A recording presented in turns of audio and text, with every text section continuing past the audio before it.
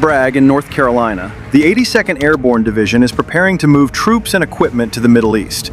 The brigade, approximately 3,000 soldiers, serves as the Division Ready Brigade, part of the immediate response force whose mission is to deploy anywhere in the world within 18 hours of notification.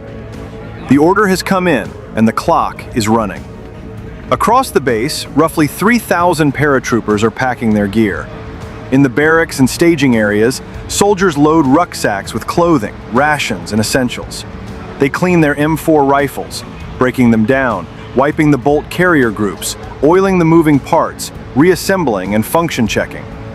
Machine gunners pull belted ammunition from crates and feed the linked rounds through their weapons to verify smooth feeding, then coil the belts and pack them into ammo cans. Spare barrels, cleaning kits. By dawn, these soldiers need to be on the aircraft and in the air. While the soldiers prepare in the hangars, the airfield is already running. Ground crews are working on the C-17 Globemaster III aircraft lined up on the tarmac. On the ramp, loadmasters direct forklifts hauling pallets of equipment and military vehicles up the rear cargo ramps into the aircraft bays. Armored trucks, Humvees, and HIMARS rocket launcher vehicles are driven aboard and chained to the cargo deck. In the cockpits, the pilots power up the avionics and begin their own checks. Navigation systems, radar, flight management computers. Everything is tested before the first soldier sets foot on the ramp. The order reaches the hangars. Time to move. The soldiers grab their bags and personal weapons and file out of the buildings onto the airfield.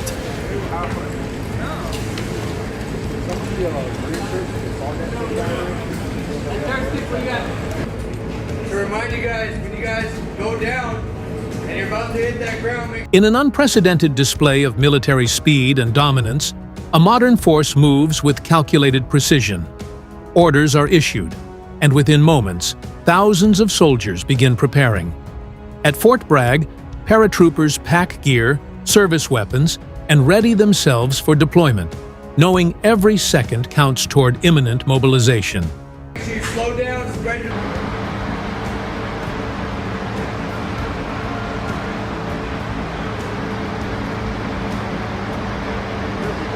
The C-17s are waiting with their rear ramps down.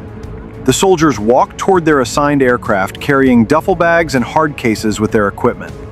At the ramp, they set their bags onto the cargo roller system built into the aircraft floor.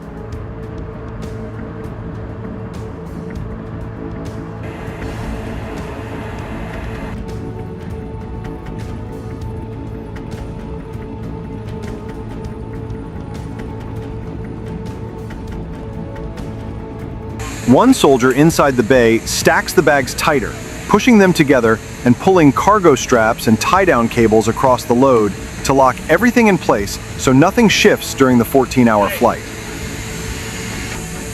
The soldiers climb aboard and take their seats along the walls and in the center rows. The mood is loose. Some talk to each other, some joke around, some pull out phones for a last look before putting them away. This is not their first deployment, and for most of them, the routine of loading onto a C-17 is as familiar as getting on a bus.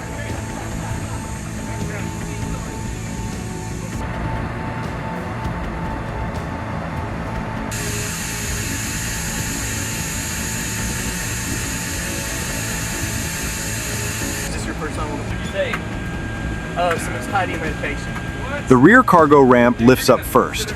Then the upper section of the door folds down and seals against the lower ramp, locking the aircraft shut and pressurizing the cabin.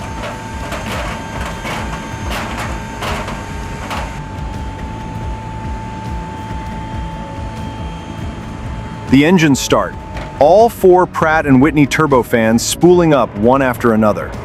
The C-17 taxis out to the runway, lines up, and accelerates. The heavy transport lifts off and climbs into the morning sky. 14 hours later, the first C-17 touches down at a military airfield in Qatar. The rear ramp drops the moment the aircraft reaches the unloading area. The offloading begins immediately.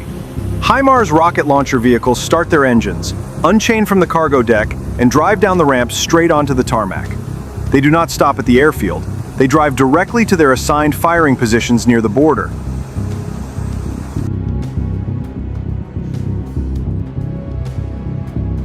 Armored vehicles follow behind them.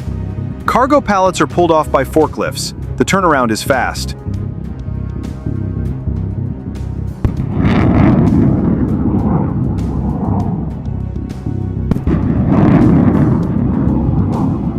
On the aircraft carrier USS Abraham Lincoln, operating in the region, Marines are loading into helicopters for their own deployment to Qatar.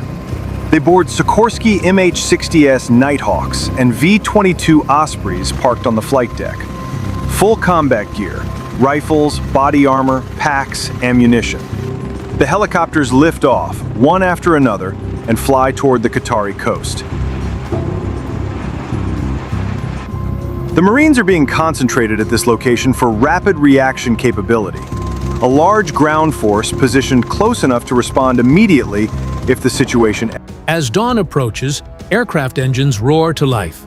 Troops board C-17 transport planes, securing equipment for a long-haul mission. Hours later in Qatar, rapid deployment continues as armored vehicles roll out instantly. Simultaneously, Marines arrive by air, establishing positions quickly, forming a ready force prepared for immediate response. Escalates. The Marines land in Qatar and move directly to a camp that has already been established by advance teams. Tents are up, perimeters are set, communications are running. The arriving troops drop their gear, receive a quick orientation briefing, and take their positions. At the same time, transport ships offshore begin launching amphibious assault vehicles into the water. The assault amphibious vehicles are armored tracked machines that operate both on water and on land. In the water, they are propelled by water jets mounted at the rear of the hull, pushing them through the sea at speeds of up to 8 knots. The hull is sealed and buoyant, keeping the vehicle and the Marines inside it above water. Once the AAV reaches the shore, the water jets shut down and the vehicle transitions to its tracks, driving up the beach and onto solid ground like a conventional armored personnel carrier. It can carry up to 21 Marines with their gear and is armed with a turret-mounted machine gun and grenade launcher. Behind them, landing craft air cushion vehicles emerge from the transport ships. These are large hovercraft that ride on a cushion of air generated by massive fans at the rear.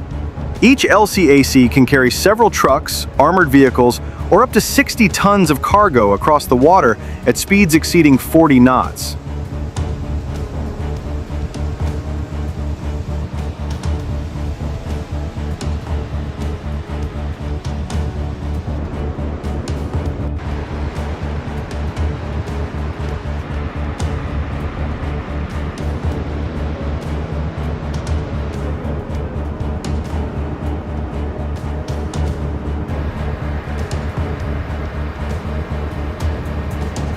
They skim across the surface, spraying seawater behind them, and drive directly up onto the beach without stopping. The ramp drops, and the vehicles inside drive off onto the sand. Humvees, cargo trucks, armored personnel carriers, all delivered straight from ship to shore in minutes. Multiple LCACs made repeated runs between the transport ships and the beach, shuttling vehicles and equipment until everything was ashore.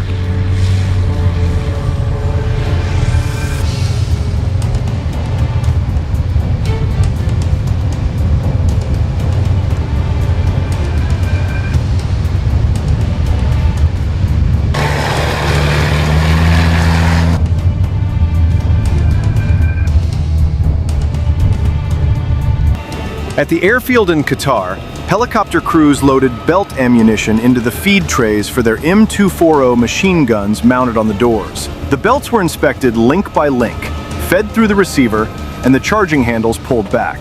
The guns were hot. The helicopters lifted off and began flying patrol patterns over the surrounding territory, scanning the sky and ground for Iranian drones.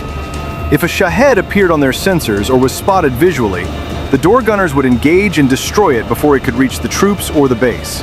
The patrols ran continuously, one helicopter returning to refuel and rearm, while another took its place in the air. The perimeter was covered at all times.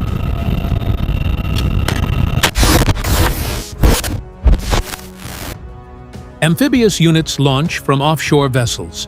advancing from sea to land with armored precision. Hovercraft deliver heavy equipment directly onto beaches, reinforcing ground forces. Overhead, helicopters patrol relentlessly, scanning for threats. With continuous coordination, air and ground units maintain full operational readiness, securing the region against any emerging danger.